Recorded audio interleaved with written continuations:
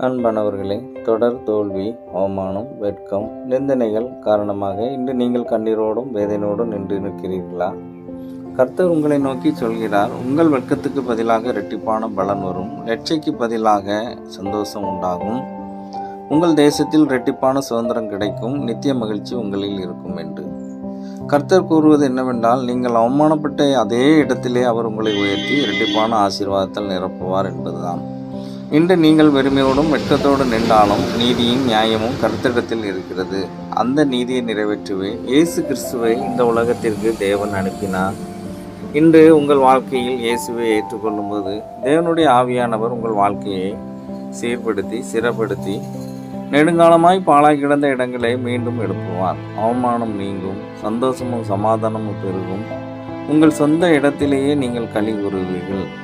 எனவே இந்த நாளில் பாவ வாழ்க்கையை விட்டு விலகி இயேசுவுக்கு உங்களை ஒப்பு கொடுங்கள்.